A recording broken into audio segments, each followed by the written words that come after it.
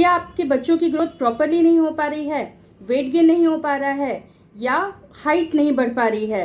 Overweight हैं आपके बच्चे? क्या आपके बच्चों का पढ़ाई में मन नहीं लगता है? उनके इमोशन साफ नहीं होते हैं? उनको भूख नहीं लगती है और वो बहुत जल्दी जल्दी बीमार पड़ रहे हैं? बहुत जल्दी जल्दी फीवर आ जा रहा है, सर्दी जुकाम हो जा रहा है? Then moms, find out what is the reason behind this. I am Vaidya Akanksha Srivastava और मैं आज आपको ऐसे ही कुछ हिंट्स के बारे में बताऊंगी कि क्या कारण है और कौन सी कॉमन मिस्टेक्स मॉम्स कर रही हैं, यहाँ पे मदर्स कर रही हैं, जिसको जानना बहुत ज़रूरी है।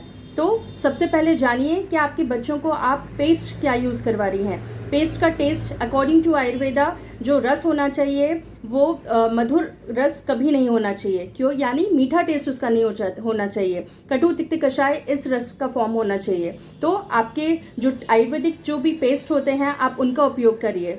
इसके अलावा आप अगर बच्चों को खाने में, अभी क्योंकि गर्मी का सीज़न है, तो खाने पीने के लिए आप अगर रेडी टू यूज़ कोई मटेरियल दे रही हैं, कोल्ड ड्रिंक्स दे रही हैं, तो please stop this. Cold drink बच्चों की बहुत नुकसान कर रहे हैं। बच्चों को उनकी जो बोन्स है उनको बहुत नुकसान पहुंचाते हैं और अभी उनकी डेवलपिंग एज होती है, तो उसकी बजाय आप उनको घर पे बनाए हुए अपने नॉर्मल ड्रिंक्स जो होते हैं आप उसमें रोज़ फ्लेवर यूज़ कर सकते हैं। इसके अलावा खसखस फ्लेवर आता है, आप नींबू पानी आता है, आप वाटरमेलन शेक जूस बना के दे सकते हैं, ऑरेंज जूस बना के दे सकते हैं। इस तरीके की नेचुरल चीज़ें जो भी हैं आप बच्चों को दीजिए।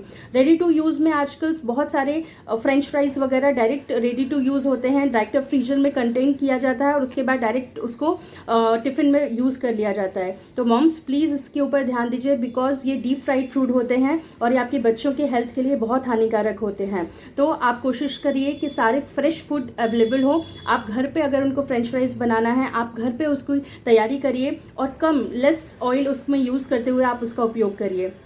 इसके अलावा अगर आपके बच्चों को खाने में अगर आप घी नहीं देते हैं, मिल्क उनको पसंद नहीं है, तो कोशिश करिए इन चीज़ों को वो ज़्यादा से ज़्यादा अपनाएं, बिकॉज ये उनकी ग्रोइंग एज है और आयुर्वेद के अनुसार जो दूध है और जो घृत है ये नित्य सेवनीय पदार्थों में आते हैं जिसका उपयोग रोज होना चाहिए। तो इसलिए अगर आपके बच्चों को मिल्क पसंद नहीं है, दूध पसंद नहीं है, तो कोशिश करिए जब आप रोटी बनाती हैं उसका आटा गूंथती हैं तभी उस मिल्क का उपयोग करिए उसमें, और उसी मिल्क से गूंथिए। तो धीरे धीरे उनको धीरे धीरे वो चीज़ पसंद आने लगेगी और फिर वो अडेप्ट हो जाएंगे उस टेस्ट के लिए।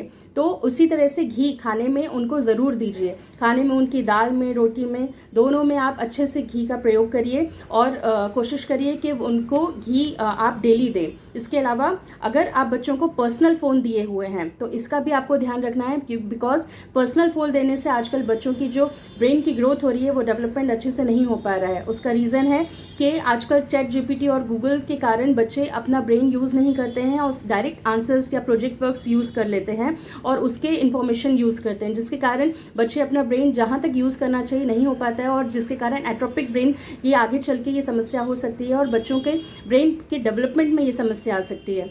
तो आपसे ये रिक्वेस्ट है कि आप बच्चों के जो भी पर्सनल फ़ोन्स हैं आप कोशिश करिए उससे आप दूर रखें उन बच्चों को, और उनकी ब्रेन डेवलपमेंट के लिए आप उनको कुछ सुडोकू टाइप या पजल्स टाइप या जो हम लोग पहले बहुत सारे ऐसे ब्रेन गेम्स खेलते थे, आप कोशिश करिए उस ब्रेन डेवलपमेंट के लिए ऐसे गेम्स आप खिलवाइए।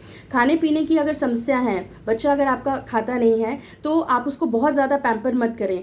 कई बार ऐसा होता है कि माँ ये सोचती हैं कि ठीक है हमारे बच्चे का पेट भरना चाहिए, वो जो चाहे वो खाए, परंतु ऐसी गलती आप बिल्कुल मत करिए, क्योंकि अगर एक दिन आपका बच्चा नहीं खाना खाएगा तो उससे कुछ नहीं होगा, बट वो हैबिट फॉर्मिंग अगर आप कर देंगे तो ये आपको बहुत समस्या देगा। तो कोशिश करिए कि आयुर्वेद के अनुसार जैसा बताया गया है कि षड रसात्मक आहार का सेवन करना चाहिए। मधुर, अम्ल, लवण, कटु, तिक्त, कषाय, ये जो 6 टेस्ट बताए गए हैं, इन 6 टेस्ट का अगर हम खाने में उपयोग करते हैं बच्चों से लेकर बूढ़ों तक, देन जो भी तरीके की डेफिशिएंसीज आज देखने के लिए मिलती हैं वो डेफिशिएंसी बच्चों में नहीं देखने के लिए मिलेंगी। तो आप कोशिश करिए कि इन सारे रसों का प्रयोग करिए और धीरे धीरे उनमें टेस्ट डेवलप करिए, और जिस तरीके से आप खाना देंगी उसका प्रेजेंटेशन अच्छा होना चाहिए ताकि बच्चे उसमें इंटरेस्ट आए उनको खाने के लिए और उनको अच्छा लगे।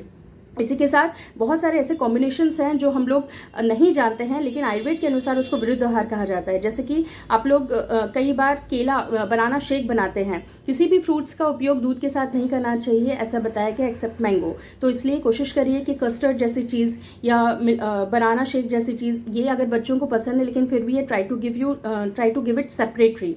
इसके अलावा कि आप ब्रेड जैम देते हैं, ब्रेड चाय, ब्रेड बिस्किट दिया जाता है। इस तरीके के बहुत सारे कॉम्बिनेशन ऐसे हैं जो कि बच्चों के लिए हानिकारक होती है। ऐसे बहुत से मैंने जो कॉन्सेप्ट हैं बच्चों के लिए, ये मैंने अपने एक चैनल में एक यूट्यूब वीडियो में डाला है। अगर आप जानना चाहते हैं तो आप ज़रूर उसको देखें। तो इन सब चीज़ों का आप ध्यान दें और बच्चों को हेल्दी रखें। Thank you.